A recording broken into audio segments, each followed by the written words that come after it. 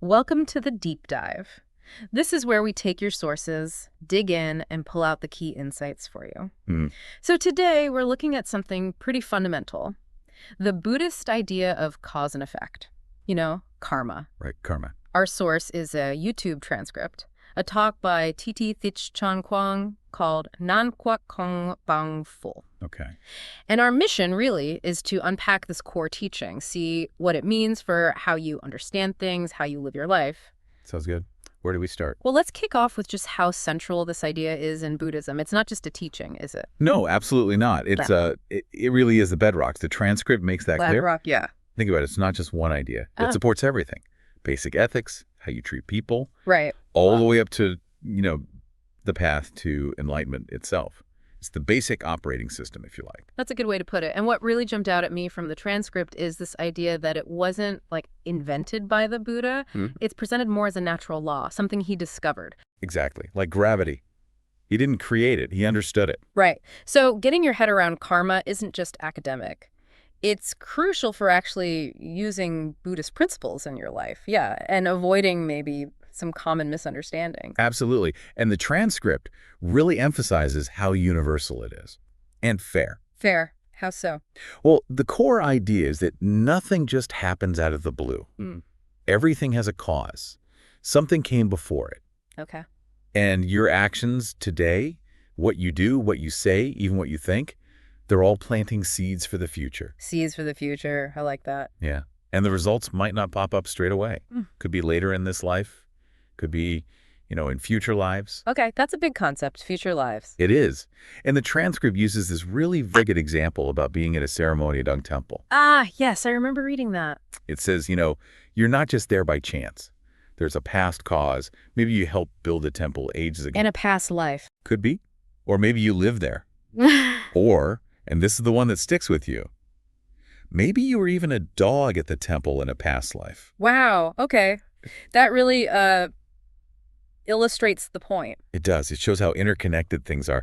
Our actions aren't just isolated little events. They create this whole web, immediate effects, long-term effects. A web of consequences. Exactly. And it's always happening. It's continuous. Yeah. Your past actions got you to the ceremony, Right. but then your actions at the ceremony, like being respectful, they're creating new causes for good things down the line. It's a cycle, always in motion. Always. This reminds me of that analogy in the transcript, the one about the mango seed. Oh, yeah, that's a great one. Because it's not just plant seed, get mango. No, not at all. You plant that one seed, and okay, you get the fruit eventually, but you also get the whole tree, right? Shade, branches you can use. Leaves for compost, flowers, and another seed to plant. It's so much more than just the one result. And that's how the transcript explains engaging with Dharma, the Buddhist teachings. Yeah. It's not like you listen now and then way later you get some single reward. Okay. The act of listening, of understanding, it brings lots of benefits right away and ongoing ones, like all the parts of the mango tree. Right. The transcript points it out. Understanding Dharma helps your character. Yep. Which means maybe your family respects you more, and that brings joy now. That's the shade from the tree right there. Exactly. Or it might ripple out, inspire people in your community to do something good, like helping a neighbor. Yeah. So it's immediate and long-term, multiple layers of impact. It's fascinating. And then the transcript really broadens the scope. It stresses that karma isn't just for, certain people. Like who? Like it governs everyone, ordinary folks like us, but also enlightened beings, bodhisattvas. So nobody's exempt. Nobody's outside this law. It applies universally. Okay, that is thought-provoking. Because it means even things like wanting to improve yourself, like wanting to be a better person or more successful or even look better, these desires have karmic roots. According to this teaching, yes. It makes you think about the why behind what we want, doesn't it? The intentions. It really does. And it applies to deep spiritual practice, too. For monks, for nuns, their journey towards enlightenment isn't just random. It follows cause and effect. Yes, specific causes, specific effects, deliberate actions to grow wisdom, compassion. And even beings who are already enlightened, they still work within this system. That's what the transcript suggests. Yeah. Even if they want to help someone, there needs to be the right karmic connection. A connection. Yeah, the transcript calls it duyin, like a resonance, an alignment created by past actions that allows the help or the teaching to actually land. So it's not enough just to want to help or to have the wisdom. The conditions need to be right. The conditions need to be receptive, yeah. Yeah. Created by past karma. Okay, so if you really take this idea of karma seriously, what does that lead to, practically speaking? Well, the transcript points to diligent effort. Makes sense. How so? If you really believe your situation now comes from the past, and your future comes from what you do now. Then you're motivated to act. Exactly. You work consistently for the outcomes you want. You don't just sit back and hope or blame fate. Yeah, it combats passivity. And maybe superstition. Definitely superstition. Yeah. It encourages effort. The transcript gives that example of the student who's struggling. Right. Understanding karma means they don't just give up. They know they can create the causes for improvement. Studying, working hard. Taking responsibility. Yes. And it's not just about how much work you do. What else is there? The quality of your actions. Remember the example of the good student. The one who becomes exceptional. Yeah. It's not just hitting the books harder. It's also about ethical action, moral conduct. Your integrity matters. So how you do things is as important as what you do. Absolutely. The transcript makes a really strong point. Every thought, every word, every deed, it all creates an effect for you, the one who did it. A constant loop. Create cause, receive effect. Constant. Okay, so later in the talk, the focus shifts a bit, right? It gets into how karma works depending on who's affected. Yes, exactly. There's a difference between actions that mostly just affect yourself and actions that impact other people. Right. They talked about mental action, yin yip, like shouting, "I am king," in an empty field. It's a verbal act, but nobody else hears it. So the external impact is small. But there are still consequences. Yes, internal ones. It could feed arrogance, maybe make you less liked subtly, even if no one heard that specific shout, or just thinking negatively about someone repeatedly. Even if you don't say it. Right. It cultivates bitterness inside you. It changes how you feel, how you might interact later. Minimal external harm, perhaps, but internal karma is still generated. Okay. And that's different from actions that do affect others. Very different. The transcript really stresses that actions impacting others have much bigger, further-reaching consequences. Like the example of the wealthy person looking down on their poor neighbor. Exactly. That sneer, that look of disdain, it causes real distress to the neighbor. And that causes bad karma for the wealthy person. Significant repercussions, the transcript suggests. Could affect their own future prosperity, maybe even their kids or grandkids. It shows how our internal attitudes spill out and create these ripples. Wow. And the civil servant one, too. Refusing to help someone in need. Yeah, refusing to help a poor person find housing. Yeah. That neglect creates negative karma, the result. Maybe facing similar difficulties themselves in the future. It highlights our interconnectedness. Our responsibility to each other. Definitely. And the core message is that the impact on others amplifies the karmic return. Amplifies. Yeah. Like a small negative act, a slap, isn't just a quick sting. The transcript suggests it can lead to long periods of suffering for the person who did the slapping. Like the mango seed again, one small action, big consequences. Precisely.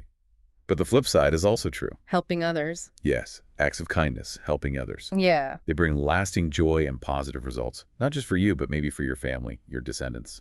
Like helping someone sick on the road. Right. That act of compassion could lead to better health, longer life for you, maybe future help for your own family when they need it. It's a positive amplification. It all keeps coming back to this idea of fairness, doesn't it? It does. The speaker insists that the law of karma ensures absolute fairness, even if it doesn't always look that way from our limited perspective. Yeah, because sometimes it doesn't look fair. People might be skeptical, right? Yeah. How do you prove it? The transcript acknowledges that. Yeah. It says, maybe only someone with really deep insight, like an enlightened being, can see the whole picture, how it all works out. So for the rest of us, For us, maybe accepting karma comes from a deep-seated love of justice, a feeling that things should be fair, even if we can't always prove it scientifically right now. that's an interesting take. That rejecting karma because you can't prove it might mean you don't really value fairness deep down. That's the suggestion. A challenging thought, isn't it? It is. And the transcript pushes it further. If you don't believe in some kind of cosmic accountability. What stops you from doing bad things? Right. Like exploiting people for your own gain. If there are no ultimate consequences, why not? So karma acts as a kind of ultimate regulator, even when human laws don't work. That's the argument. The thief who gets away with it legally, Yeah. the transcript suggests they don't really get away. They'll face consequences eventually. Illness, maybe. or negative rebirths linked directly to what they did, it's inescapable. Inescapable, but maybe not in this life. Which brings us back to rebirth. Exactly. That's key to understanding those apparent injustices. Karma plays out over many lifetimes. So effects that don't show up now Will manifest later, in a future life. Rebirth is the mechanism that allows this long-term balancing, this universal fairness to unfold. So the example's like, if you cause someone to be orphaned. You might experience being an orphan yourself in a future life. Yeah. It's a direct consequence playing out over time. But it's not always symmetrical, right? Yeah. Helping someone disabled doesn't mean you become disabled to get help back. Good point. Yeah. No, the transcript suggests the result matches the nature of the act. Helping the disabled might result in you having strong limbs, good health, easy travel in a future life. Yeah. It's about the positive energy created. Okay, that makes more sense. And the transcript mentions something between lives, an intermediate state. Bardo, sometimes called Antarava, a kind of waiting period where the consciousness looks for the right conditions for the next birth. Conditions like parents, location. Yeah, the right parents, the right circumstances, and your karma from the past life influences where you end up. Rich family, poor family. Exactly. And it also influences what that intermediate state is like. Good karma might lead to pleasant heavenly experiences there. Bad karma, well, suffering. So given this whole cycle of birth, death, rebirth, what's the ultimate goal? Just getting a better rebirth next time? Well, that might be a step, but the transcript points deeper. The real aspiration of Buddhism isn't just a better spot in the cycle. It's to get out of the cycle altogether. To end rebirth. To end rebirth entirely. Achieve liberation. Moksha. Why? If you could have a really good rebirth, isn't that enough? Because even the best rebirths still involve suffering. Eventually. Old age, sickness, death. And there's always the risk of creating new negative karma. Ah, right. The cycle continues. So the ultimate goal is liberation. Freedom from the whole cycle. And helping others find that freedom too. And this state of liberation, that's nirvana. That's nirvana. And the transcript is careful to say it's not just nothingness or emptiness. What is it then? Profound purity, wisdom, universal compassion, the end of suffering, the end of being driven by karma. And is that why praying to the Buddha works, even though he's not being reborn, because of that compassion coming from nirvana? That's the idea, that wisdom and compassion are still present, still accessible as a guiding force. Okay. And gratitude. If you receive help, spiritually speaking. The transcript says expressing gratitude isn't just saying thanks. It's about doing good deeds yourself, meritorious actions, giving back to the world. Paying it forward through positive action. So let's circle back to the beginning of life. Why are kids born into such wildly different situations? Healthy, sick, rich, poor. And the answer, again, according to the transcript, is karma working through rebirth. Not random chance. Not an unfair God. Not random, not unfair in the ultimate sense. It's the results of past actions ripening. That's what determines those initial conditions. But it's not a fixed destiny, even if you're born into hardship. No, absolutely not fixed. That's crucial. The transcript stresses that even someone born into difficulty can change their future. How? By cultivating positive karma now, from a young age, through good deeds, ethical behavior, compassion, respect. Like the student example again, they can improve their situation through their own actions. Yes, you always have the power to shape your future karma. Now, you mentioned superstition earlier. How does understanding karma help with that? Well, superstition is basically believing in the wrong causes, right? Thinking something will bring you luck or wealth when there's no real connection. Like the examples in the transcript. Pig manure for wealth. Exactly. Or thinking encountering a certain person is bad luck. It's missing the real cause and effect. And the real cause of wealth, according to this. Helping others. Generosity. Ethical conduct. Creating the causes for prosperity. Not relying on rituals or weird beliefs. So rituals alone don't cut it. Not without the ethical action and right intention behind them. The transcript emphasizes that true blessings, real benefits, require you to also do good deeds. It's reciprocal. It's not just passive belief, and that idea about bathing in a river for liberation. Yeah, another example of mistaking a physical act for the real work, which is inner transformation, ethical living, understanding cause and effect. Okay. Does the transcript give more specific links? Like if you want X, you should do Y. It does offer some specific connections, yes. Things like intelligence and wisdom. Yeah. They come from praising wise people, helping students learn, sharing your own skills without being selfish. Makes sense. What about family? Being kind to children is linked to having children yourself. But being disrespectful to elders, that's shown as having serious negative consequences, maybe even affecting lifespan. Wow. And parents specifically. Disrespecting your parents is mentioned as a cause for potentially being orphaned in a future life. That relationship carries a lot of karmic weight. Heavy stuff. What else? A lack of love for humanity could lead to rebirth as an animal, Yeah. harming nature, maybe becoming a ghost stuck between realms. Versus protecting nature. That helps create the conditions for positive rebirths. Money. Wastefulness and stinginess are both linked to future poverty. The key is wise, generous use of resources. That leads to more abundance. Interesting. Both extremes are bad. Right. And even appearance. Outer beauty is linked to inner beauty. Cultivating positive emotions, kindness, that enhances how you appear. Negative states detract from it. So our inner state literally reflects on the outside. That's the idea presented. Okay, but let's be real. Sometimes karma seems complicated, contradictory even. Oh, absolutely. The transcript acknowledges that. It says the full workings are incredibly intricate, way beyond what ordinary people can fully grasp. And maybe different rules apply in different places, different realms. Possibly. Yeah. And enlightened beings, bodhisattvas, they operate with an even deeper understanding when they're trying to guide others. So what about those classic questions? Why do seemingly good people suffer? Why do cruel people sometimes seem to prosper? The transcript tackles that. It offers a few angles. One is that maybe the kindness isn't actually helpful. Maybe it's passive. Passive kindness? Like being nice but not actually doing anything to help when you could, especially in an emergency. That inaction can have serious negative karma. Okay. What else? Past karma. Yeah. You could be living a pretty decent life now, but negative karma from a past life might be ripening, causing suffering. So present virtue doesn't erase past debts immediately.